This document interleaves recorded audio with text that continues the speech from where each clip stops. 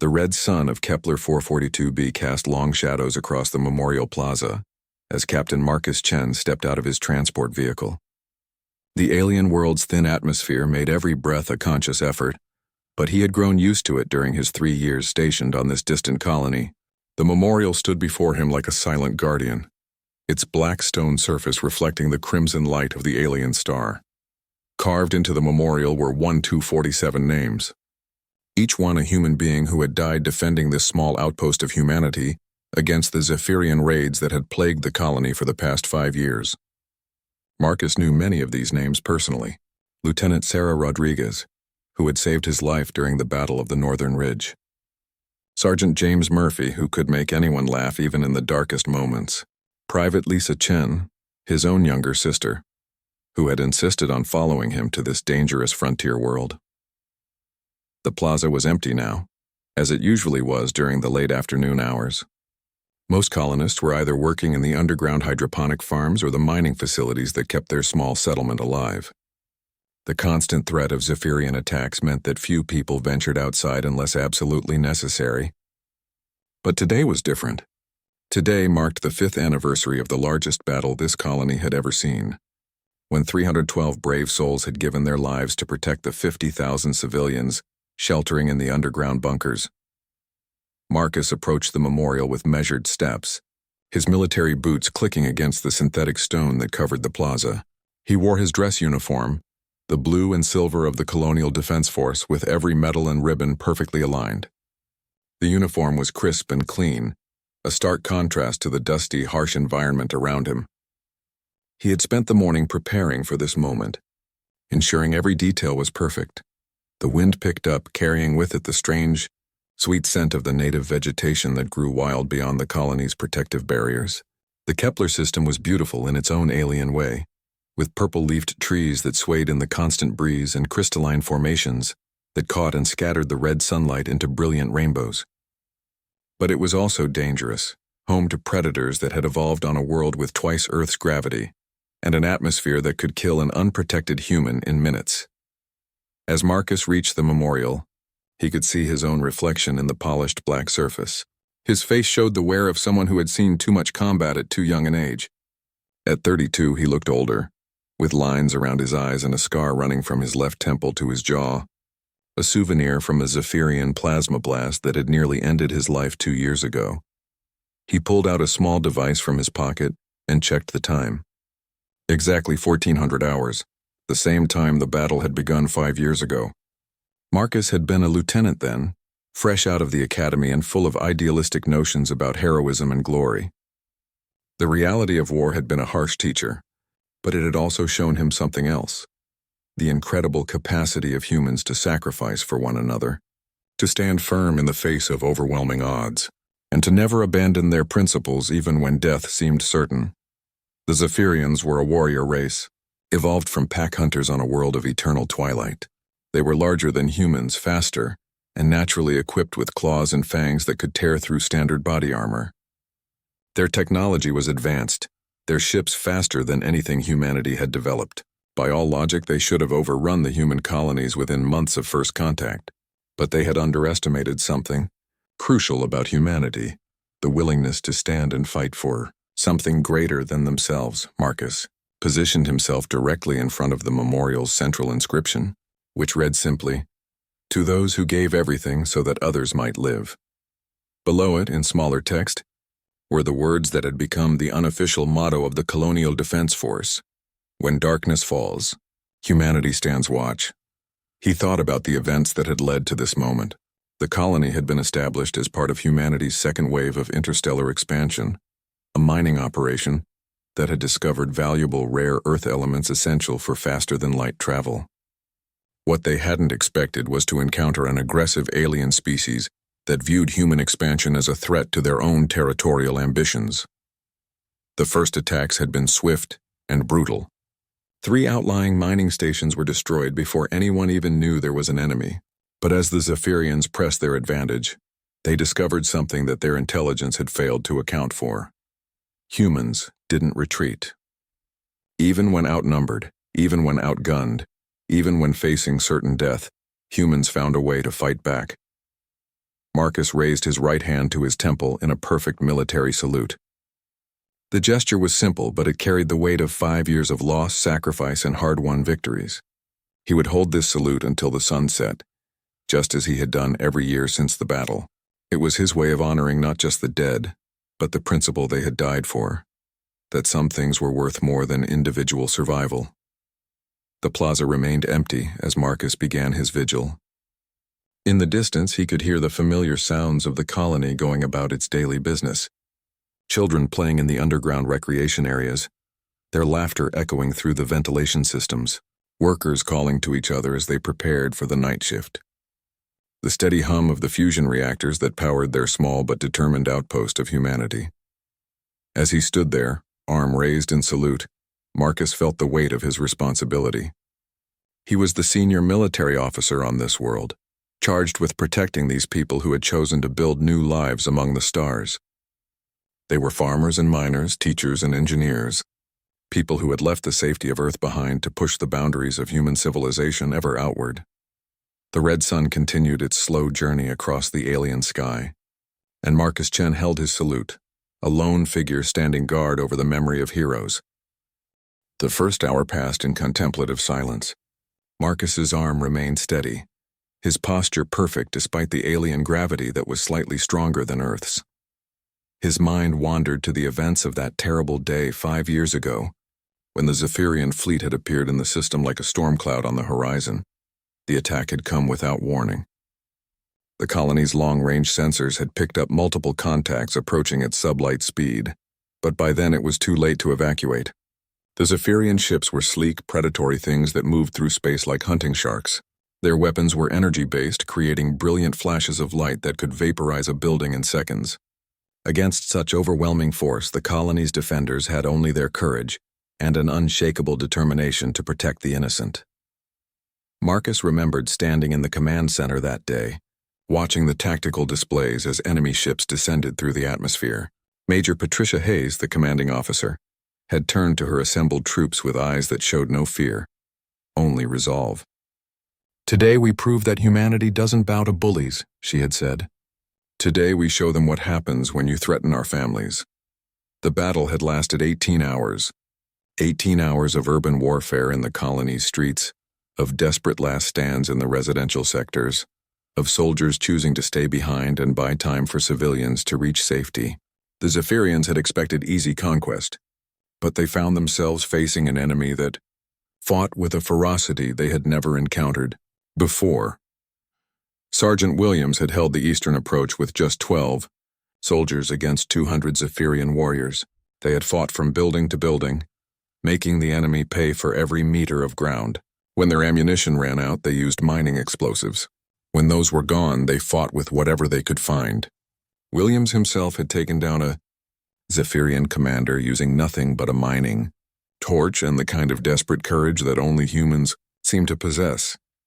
The Memorial Plaza began to fill with the shadows of late afternoon as Marcus continued his vigil. His shoulder was starting to ache, a reminder of an old injury from a skirmish near the mining sector. But he didn't lower his arm. This salute was more than just a military gesture. It was a promise that their sacrifice would never be forgotten, that the principles they died for would continue to guide humanity among the stars. Dr. Elizabeth Foster had been in the medical center when the Zephyrians broke through the outer defenses. She could have evacuated with the other non-combatants, but she chose to stay and treat the wounded. For 6 hours she worked without rest, saving lives even as plasma fire raged outside. When a Zephyrian squad finally breached the medical center, they found her standing over her patients with nothing but a scalpel in her hand. She died protecting those who couldn't protect themselves, but not before her sacrifice allowed 37 wounded soldiers to be evacuated to safety. The stories were countless, each one a testament to something extraordinary about the human spirit. There was Private Johnson, who had been just 19 years old when he threw himself on a Zephyrian grenade to save his squad. Lieutenant Commander Park, who had piloted a damaged fighter directly into an enemy gunship to prevent it from targeting the civilian shelters. Corporal Anderson, who had held a communications post for 4 hours after being wounded, ensuring that the evacuation proceeded smoothly. What made these sacrifices even more remarkable was that most of these people hadn't been professional soldiers. The Colonial Defense Force was largely made up of volunteers, ordinary colonists who had taken up arms to defend their new home. They were miners and farmers, teachers and technicians, people who had come to the frontier seeking a better life and found themselves called upon to pay the ultimate price for it. Marcus thought about his sister Lisa, whose name was carved near the bottom of the memorial. She had been an engineer, specializing in the atmospheric processors that made life possible on this hostile world. When the attack began, she could have hidden in the deep bunkers with the other technical personnel. Instead, she had grabbed a rifle and joined the defensive line around the primary life support facility. She died ensuring that the colony's air recycling systems remained operational, knowing that without them, everyone would suffocate within days. The pain in Marcus's shoulder was getting worse, but he ignored it. Physical discomfort was nothing compared to what these brave souls had endured. They had faced terror and pain and death with unwavering courage, never once considering surrender even when the situation seemed hopeless. That kind of strength didn't come from training or equipment. It came from something deeper, something that seemed to be woven into the very fabric of human nature. As the alien sun moved lower in the sky, casting longer shadows across the plaza, Marcus reflected on what had happened after the battle. The Zephyrians had eventually retreated, but not because they had achieved their objectives. They had pulled back because the cost of conquest had become too high. For every human they killed, 3 more seemed to take their place.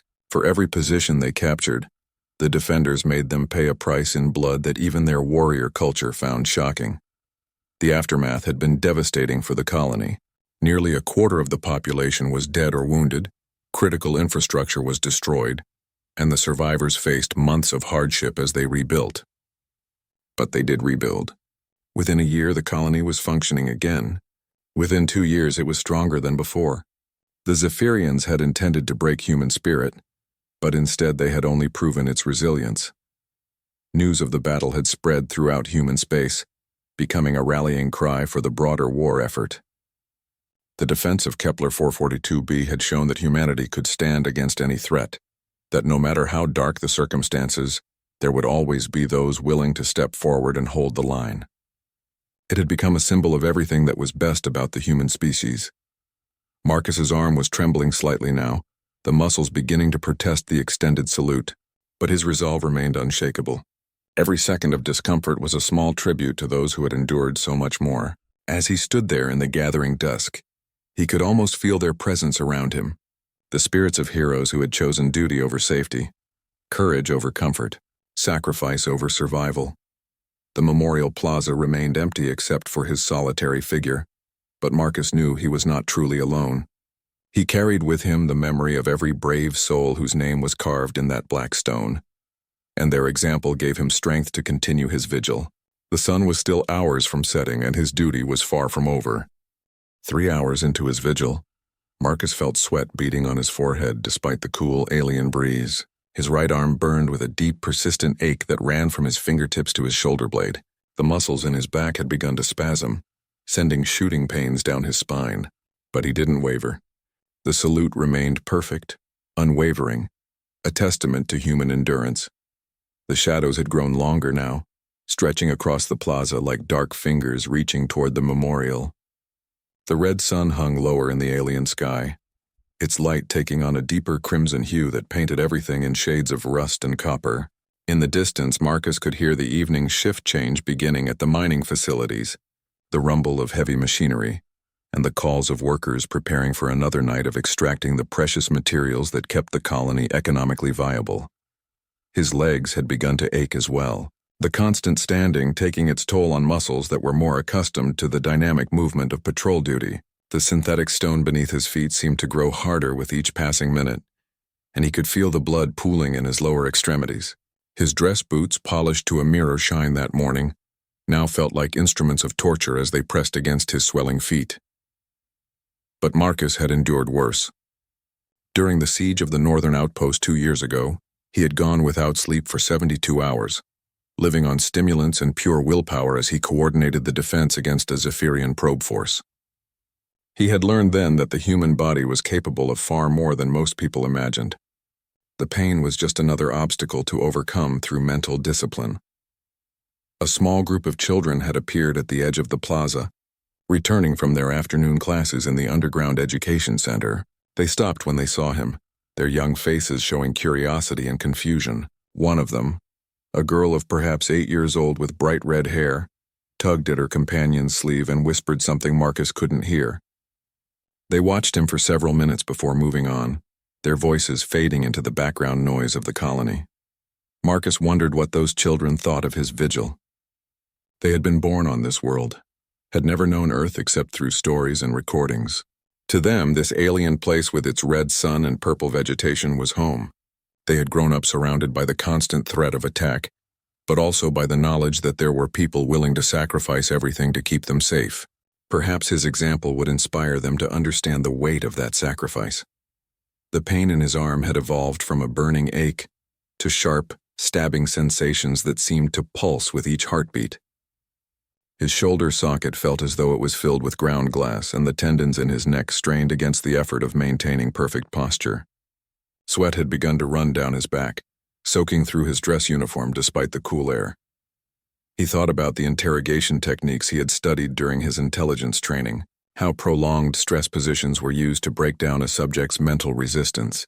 The irony wasn't lost on him that he was voluntarily subjecting himself to something similar, but his motivation was entirely different.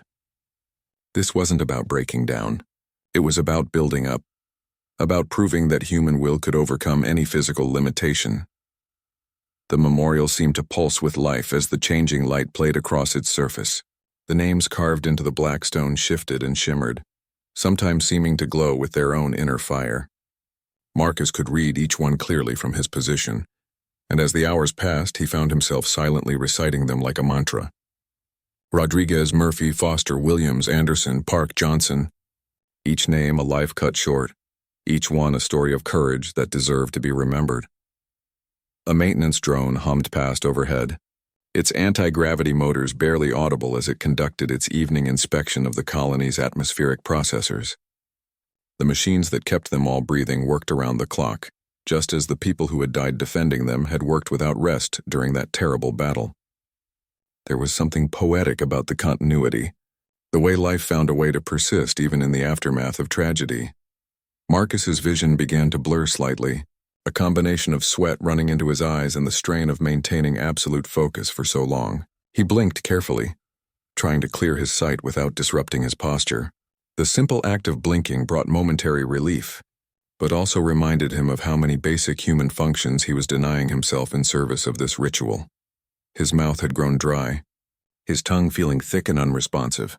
The colony's air recyclers added moisture to the atmosphere, but it was still far from the humid environment humans had evolved in. Dehydration was a constant concern on this world, and standing motionless for hours was making it worse. But water could wait. Comfort could wait. Everything could wait until his duty was complete. The fourth hour brought new challenges as his body began to rebel more seriously against the prolonged stress. His right arm had developed a tremor that he fought to suppress, muscles twitching involuntarily as they reached the limits of their endurance. His knees felt weak and unstable, and he had to consciously focus on keeping them locked to prevent his legs from buckling. But with the physical deterioration came a strange mental clarity. The pain had become a constant companion, no longer surprising or alarming but simply present, like the sound of his own breathing or the beating of his heart.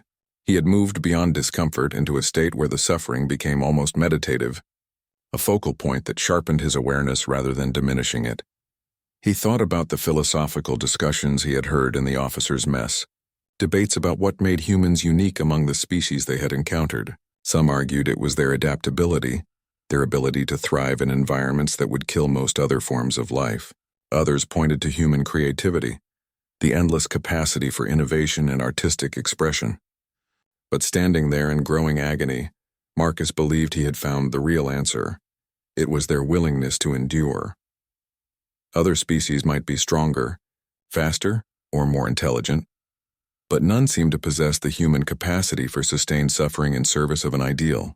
The Zephyrians were fearsome warriors, but they fought for conquest and glory. Humans fought for something deeper, something that transcended individual gain or loss. They fought for principles, for the abstract concept of doing what was right regardless of the personal cost. The sun had moved noticeably lower in the sky, its light now slanting at an acute angle across the plaza. The shadows were longer and darker, creating pools of coolness that offered visual relief from the harsh alien landscape. Marcus estimated he had perhaps 2 hours remaining before sunset, 2 more hours of testing his resolve against the limits of human endurance. His uniform was no longer crisp and perfect. Sweat stains had appeared under his arms and across his back, and the fabric clung uncomfortably to his skin. His normally perfect military bearing showed signs of strain, small tremors and occasional shifts in weight that spoke to the enormous effort required to maintain his vigil. But his salute remained steady, his hand still precisely positioned at his temple, his eyes still focused on the memorial before him. Whatever physical price he paid, whatever discomfort he endured, it was nothing compared to what those brave souls had given. Their sacrifice demanded nothing less than his absolute commitment to honoring their memory. The sound reached Marcus first, a deep, rhythmic rumbling that seemed to vibrate through the ground itself. At first, he thought it might be another supply transport arriving from the orbital station, but the noise was different, more organic somehow. It grew steadily louder, approaching from the direction of the main colony entrance. Through his peripheral vision, Marcus caught sight of movement at the far edge of the plaza. A group of vehicles was approaching, their engines creating that distinctive rumbling sound he had heard. As they drew closer, he could see they were hover bikes, the kind used by the long-haul freight crews who transported goods between the scattered mining settlements across the planet's surface. The lead bike was massive, easily twice the size of a standard civilian transport, its cargo pods bulging with supplies and equipment. Behind it came a convoy of similar vehicles, each one bearing the wear and weathering that marked them as working machines rather than recreational toys. These were the rides of people who made their living in the harsh wilderness beyond the colony's protective barriers, who faced dangers that would terrify most civilized folks. The convoy slowed as it entered the plaza, engines settling to a low idle that still managed to fill the air with their powerful presence. Marcus counted 12 bikes in total, each one carrying at least 2 people. The riders were an eclectic mix, their clothing a combination of practical gear and personal expression that marked them as members of the frontier, culture that had developed among the transport crews. The lead rider was a woman of perhaps 50 years, her gray hair braided with metallic threads that caught the red sunlight. Her jacket was leather, real earth leather that must have cost a fortune to ship to this distant world, adorned with patches and insignia from a dozen different transport companies. When she removed her helmet, Marcus could see a face that spoke of years spent under alien suns, weathered but strong, with eyes that had seen both wonder and hardship among the stars. Behind her came a diverse group that represented the best of frontier humanity. There was a young man with cybernetic implants gleaming at his temples, modifications that allowed him to interface directly with his bike's navigation systems during long hauls through trackless wilderness. An older couple rode together on a bike designed for dual operators, their synchronized movements speaking of decades of partnership, both personal and professional. A trio of women in their 30s wore the bright colors favored by the crystal miners who worked the dangerous formations in the planet's polar regions. The convoy formed a loose semicircle around the Memorial Plaza, engines shutting down one by one until silence returned to the area. The riders dismounted with the easy grace of people who spent most of their lives in motion, stretching muscles and adjusting gear with practiced efficiency. But their casual demeanor changed when they noticed Marcus standing in perfect salute before the memorial. The lead rider, whose name patch identified her as Rodriguez, though Marcus wondered if she might be related to the Lieutenant Rodriguez whose name graced the memorial, approached slowly. Her boots made soft sounds against the synthetic stone as she walked, and Marcus could sense her studying him with the intense attention of someone accustomed to evaluating situations quickly and accurately. "Well, I'll be damned," she said softly, her voice carrying a slight accent that marked her as originally from one of the Terran agricultural colonies. "Look at that, people. We've got ourselves a genuine hero here." The other riders had gathered behind her, forming a respectful semicircle that left plenty of space between themselves and Marcus's vigil. They spoke in low voices, but Marcus could hear fragments of their conversation, carried on the alien breeze. Words like respect, honor, and duty drifted to his ears, along with what sounded like personal stories being shared among the group. One of the younger riders, a man whose muscular frame spoke of time spent in the heavy-gravity mining operations, stepped forward and removed his helmet completely. His head was shaved smooth, and elaborate tattoos covered his scalp in patterns that seemed to shift and flow in the changing light. When he spoke, his voice carried the deep tones of someone who had spent years breathing the thick atmosphere of industrial worlds. "That's Captain Chen," he said, recognition clear in his voice. "I heard about him from my cousin who served in the Defense Force. They say he's done this every year since the battle, standing out here for hours just to honor the dead." Rodriguez nodded slowly, her weathered face showing deep appreciation for what she was witnessing. 5 hours, I heard. 5 full hours without moving, without water, without rest. That's the kind of dedication you don't see much anymore. Even out here on the frontier, the group fell silent, each member apparently lost in their own thoughts about the significance of what they were observing. These were people who understood sacrifice and hardship, who risked their lives daily transporting vital supplies across a hostile planet where mechanical failure or bad weather could mean death. They respected courage when they saw it, and what Marcus was doing required a special kind of bravery. A woman with silver hair and prosthetic arms that gleamed with advanced engineering stepped closer to the memorial, reading the names carved into its surface. "My brother's name is on there," she said quietly. "Danny Peterson." He was a communications specialist, died trying to coordinate the evacuation of Sector 7. Her words seemed to open floodgates among the group. Other voices spoke up, sharing connections to the memorial and the battle it commemorated. A grandfather who had lost his son. A woman whose husband had been part of the engineering team that kept the power grid running during the assault. A young man whose mother had been among the medical personnel who stayed behind to treat the wounded. Marcus could hear all of this, but he couldn't respond without breaking his vigil. The pain in his arm had reached new heights, spreading down through his chest and back until his entire torso felt as though it was on fire. His legs were trembling with the effort of keeping him upright, and his vision had begun to tunnel slightly around the edges. But the presence of these people, their obvious respect for what he was doing, gave him new strength to continue. Rodriguez moved closer to the memorial, close enough that Marcus could see the details of her weathered face. There were scars there, the kind left by industrial accidents in hostile environments, but also lines of laughter and joy that spoke of a life fully lived despite its dangers. When she looked at him, her eyes held a depth of understanding that only came from personal experience with loss and sacrifice. "We're going to wait with you, Captain," she said simply. "It's not right for a man to honor the dead alone, not when there are people around who understand what it means." The simple statement carried the weight of absolute commitment. These weren't military personnel bound by duty and regulation.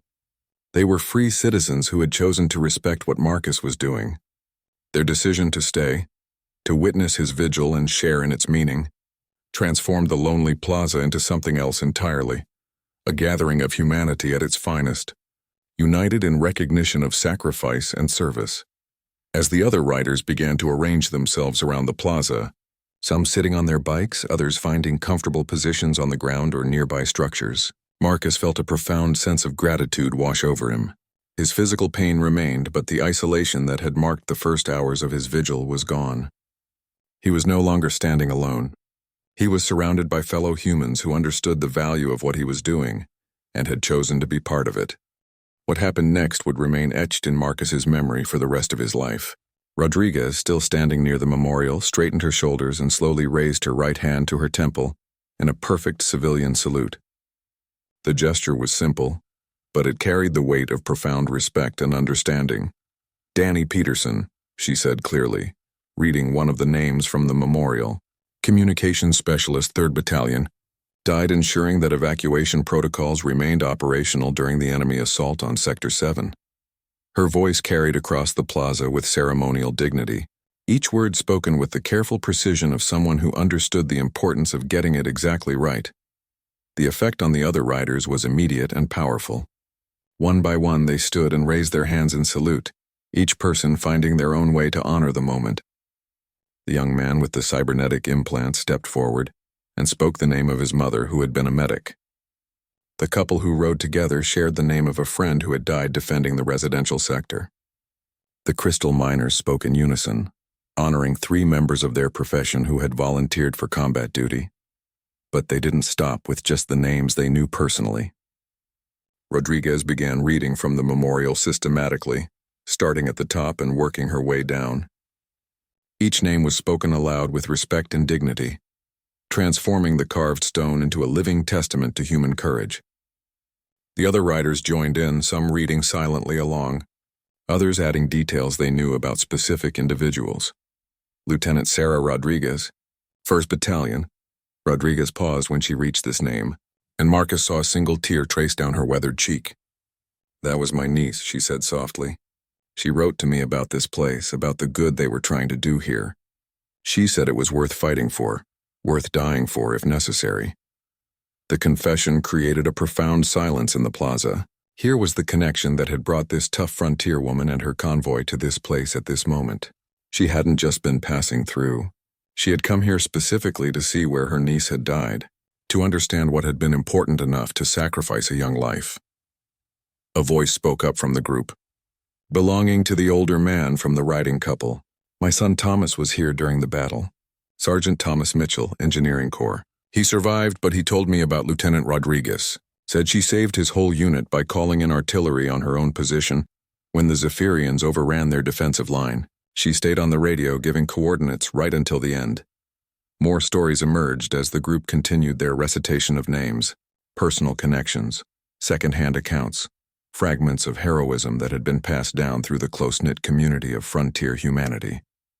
Each tale added depth and meaning to the names on the memorial, transforming them from cold stone inscriptions into vibrant memories of real people who had made impossible choices in desperate circumstances.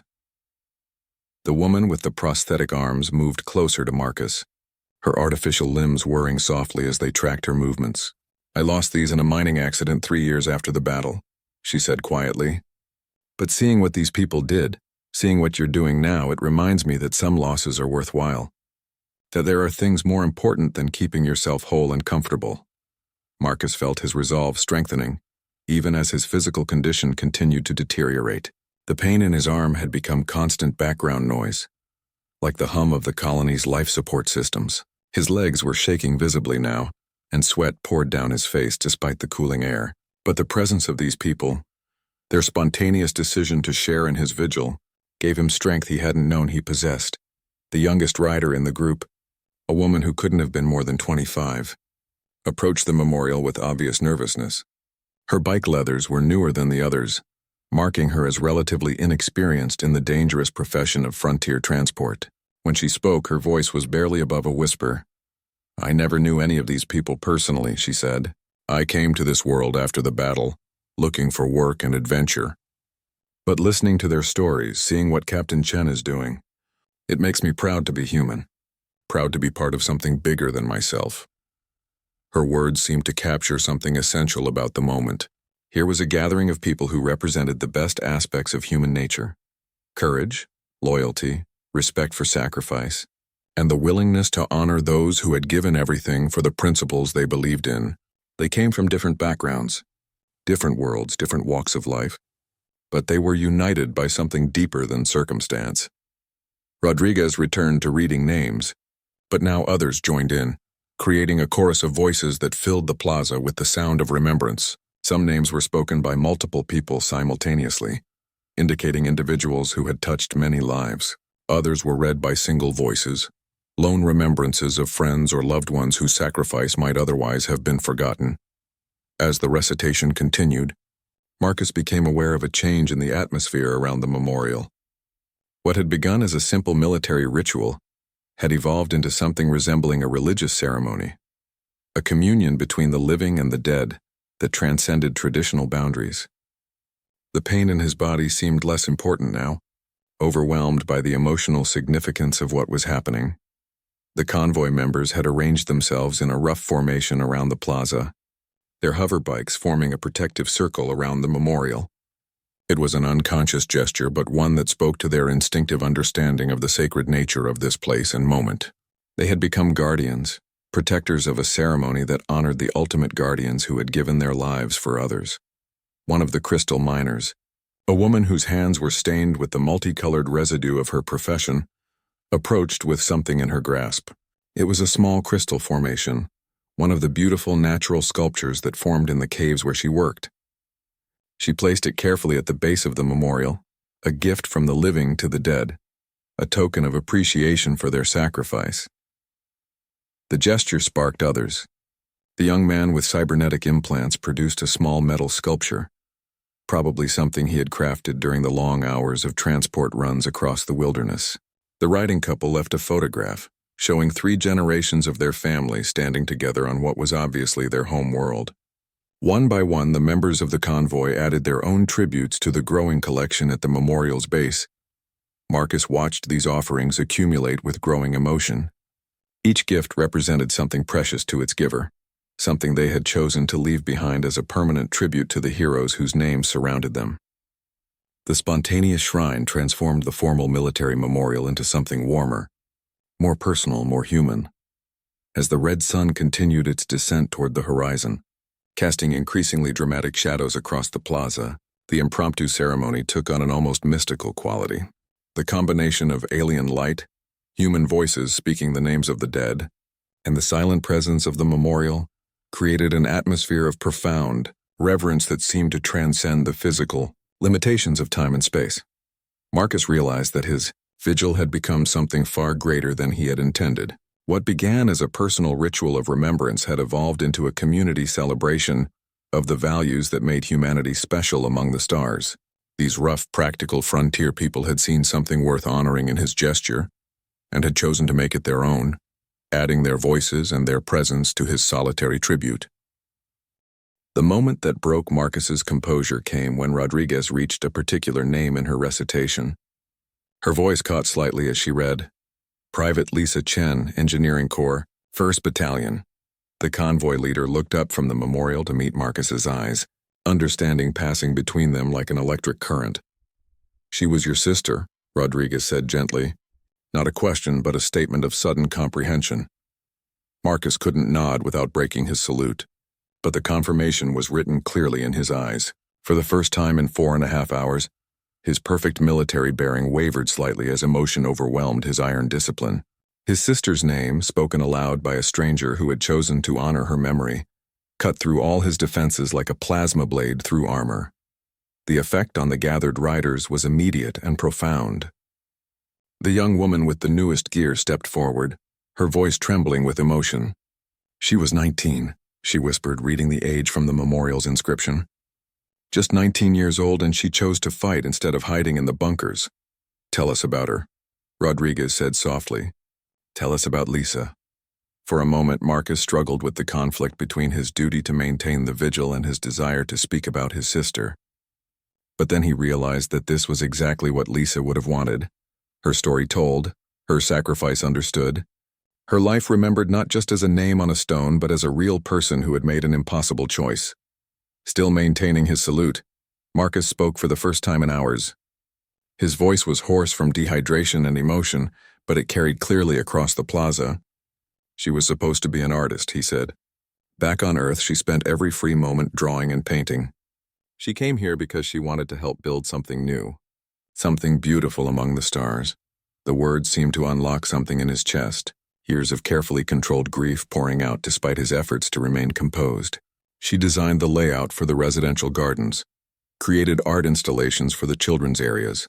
She said that if humans were going to live on alien worlds, they needed to find ways to make those worlds feel like home. Tears had begun to flow down Marcus's cheeks, but his salute never wavered. The physical pain that had dominated his consciousness was now overwhelmed by emotional agony that was both sharper and strangely more bearable. When the attack came, she could have stayed safe. The engineering bunkers were designed to withstand direct hits, but she saw that the atmospheric processors were vulnerable, and she knew that without them, everyone would die slowly instead of quickly. Rodriguez had tears streaming down her own weathered face now, and Marcus could see that several other members of the convoy were openly weeping. But they maintained their salutes, sharing in his vigil even as they shared in his grief. "She held that position for 6 hours," Marcus continued, his voice growing stronger as the story poured out of him. 6 hours with plasma fire all around her, making repairs and adjustments that kept the air flowing to the civilian shelters. The Zephyrians knew how important that facility was, and they threw everything they had at it. The young man with cybernetic implants spoke up, his enhanced voice carrying across the plaza with perfect clarity. The engineering report said that position should have been overrun in minutes. They couldn't understand how anyone had held it so long. Lisa understood something about fighting that the enemy didn't, Marcus said. She knew it wasn't about being stronger or faster or better armed. It was about being willing to stay when every instinct told you to run. It was about choosing duty over safety, other people's lives over your own comfort. A new voice joined the conversation, belonging to the older woman from the riding couple.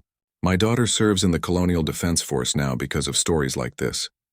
She said she wanted to be the kind of person who would make the same choice your sister made. The confession opened floodgates among the group.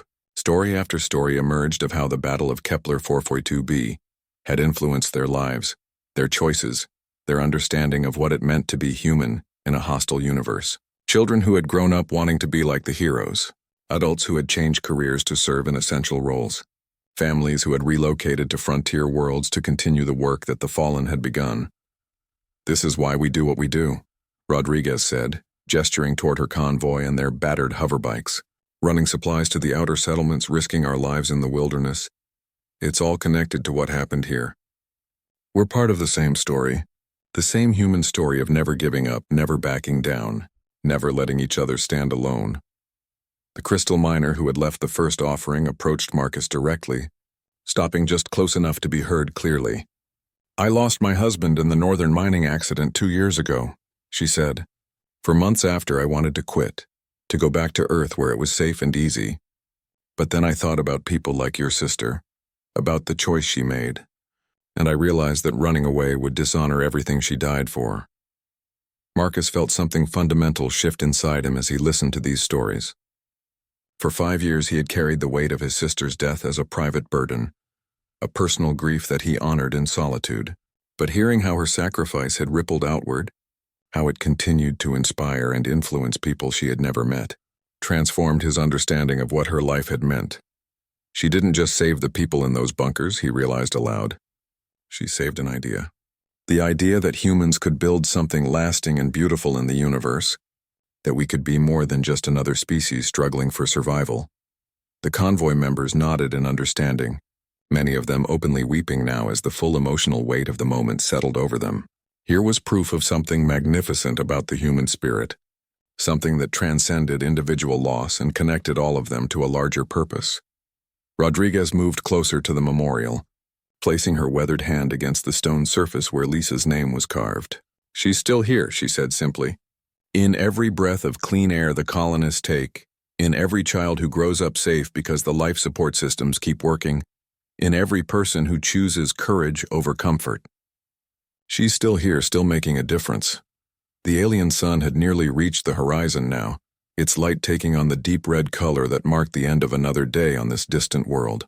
But the gathering around the memorial showed no signs of dispersing. If anything, the approaching darkness seemed to draw them closer together, creating an intimate circle of shared humanity around the monument to sacrifice. Marcus's arm was no longer just painful.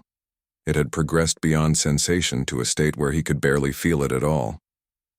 His legs were trembling constantly now, and his vision had become tunneled to the point where he could see little beyond the memorial directly in front of him. But he had never felt stronger, never felt more connected to something larger than himself. The tears continued to flow down his face, but they were no longer tears of grief alone. They were tears of pride, of gratitude, of overwhelming emotion at the realization that his sister's sacrifice had created something beautiful and lasting in the universe. She had died to protect strangers, and now strangers were choosing to honor her memory with their presence and their own stories of courage. As the red sun touched the horizon, painting the entire plaza in shades of fire and gold, Marcus understood that this moment would be remembered not just by him, but by everyone present. They had all been changed by participating in something larger than themselves, by choosing to stand together in recognition of the best aspects of human nature. The vigil was nearly over, but its impact would last forever. As the red sun finally touched the horizon, Casting its last rays across the memorial plaza, Marcus felt a profound sense of completion wash over him. 5 hours had passed since he had begun his vigil. 5 hours of pain and endurance and unwavering commitment to honoring the dead. But as he slowly, carefully lowered his salute, he knew that something far more significant had occurred than a simple military ritual. His arm dropped to his side like a dead weight, muscles screaming in protest after hours of enforced immobility. His legs buckled slightly and he staggered, but strong hands immediately reached out to steady him. Rodriguez and 2 of her riders caught him before he could fall, their support both physical and symbolic of what had transpired during the afternoon. "Easy there, Captain," Rodriguez said gently, helping him maintain his balance as feeling slowly returned to his extremities. "You've done something remarkable here today, something that none of us will ever forget." As Marcus slowly regained his physical equilibrium, he looked around at the gathered convoy members and saw something that took his breath away. Every single person was still standing at attention, their salutes held with perfect precision despite the fact that his vigil had officially ended. They maintained their position for a full minute of respectful silence before finally lowering their hands, creating a moment of shared ceremony that honored both the fallen and the living. The young woman with the newest gear was the first to speak, her voice filled with awe and determination. "I want to do this too," she said. "Next year on the anniversary, I want to come back and stand vigil with you, Captain. What we did here today, what you showed us, this is what it means to be human." Her words sparked immediate agreement from the others. One by one, the convoy members expressed their intention to return, to make this annual vigil a permanent tradition that would ensure the sacrifice of the fallen was never forgotten. What had begun as Marcus's personal ritual was evolving into something larger, a community commitment that would outlast any individual. Rodriguez produced a water container from her gear and offered it to Marcus, who accepted it gratefully. The cool liquid felt like salvation after hours of dehydration, but it was the gesture itself that meant the most, the simple human kindness that connected all of them across the vast emptiness of space. "You know," Rodriguez said thoughtfully as Marcus drank, "my niece wrote in her last letter that she hoped her sacrifice would inspire others to be better than they thought they could be. Seeing what you did today, seeing how it brought all of us together, I think she got her wish." The convoy members began to share contact information, making plans to coordinate their schedules so they could all return for next year's anniversary. The crystal miners offered to create a permanent shrine, using their skills to craft something beautiful and lasting. The cybernetically enhanced rider volunteered to establish a communication network that would allow others throughout the system to participate remotely. But it was the older couple who made the most significant proposal. "We run cargo between all the outer settlements," the woman said. "We could carry word of this to every community, every outpost, every mining station in the sector. Let people know what happened here today. Give them a chance to be part of something meaningful." Marcus felt overwhelmed by the response his simple vigil had generated. What he had intended as a personal act of remembrance had somehow catalyzed a movement, inspiring these strangers to commit themselves to preserving and honoring the memory of the fallen. The ripple effects would spread far beyond this single plaza, carrying the message of human courage and sacrifice to countless others among the stars. As the group prepared to depart, each member took time to approach the memorial personally, adding their own silent prayers and promises to the growing collection of offerings at its base. The small shrine that had begun with the crystal miner's gift had expanded to include dozens of personal items, each one representing a commitment to remember and honor the sacrifice of heroes. The woman with prosthetic arms left a small tool from her kit, explaining that it had saved her life during a dangerous repair operation. The young man placed a photograph of his mother, the medic whose name appeared on the memorial. Others added items of personal significance: a lucky charm that had protected them during dangerous transports, a piece of jewelry inherited from a grandparent, a small sculpture crafted during lonely hours in space. But perhaps the most moving contribution came from Rodriguez herself. She carefully removed one of the patches from her leather jacket, a faded insignia that read, "Transport Division, Colonial Freight Service." As she placed it at the base of the memorial, she explained its significance. "This patch belonged to my brother," she said. "He was a freight pilot who died in a crash while delivering medical supplies to a quarantined world. Not in battle, not as a hero just doing his job and trying to help people who needed it, but seeing what happened here today, understanding what your sister and all these people died for, I realized that there are many different ways to serve humanity among the stars. Her words captured something essential about the moment and its meaning. The memorial honored those who had died in combat, but the gathering had revealed that heroism took many forms, that the human spirit expressed itself through countless acts of courage and sacrifice, both large and small. As the convoy members mounted their hover bikes and prepared to leave, they formed one final ceremony. Starting their engines in sequence, they created a thunderous salute that echoed across the plaza and throughout the colony. The sound was picked up and amplified by the atmospheric processors, carrying it to every corner of the settlement so that all the colonists could hear this tribute to their defenders. Marcus stood alone in the plaza as the convoy departed, but he no longer felt isolated. The memorial was surrounded by evidence of the afternoon's gathering: the offerings, the tire tracks in the dust, the lingering warmth of human connection that seemed to radiate from the stone itself. His vigil had ended, but its impact would continue indefinitely. In the weeks that followed, word of the gathering spread throughout the Colonial Defense Force and beyond. Officers at other installations began organizing similar ceremonies, creating a network of remembrance that spanned multiple star systems. The story reached Earth itself, where it was embraced as an example of the values that humanity carried with it to the stars. The following year, Marcus was not alone when he returned to begin his vigil. Rodriguez and her convoy were there as promised, but they had been joined by dozens of others: families of the fallen, veterans from other battles, civilians who had been inspired by the story of human courage and sacrifice.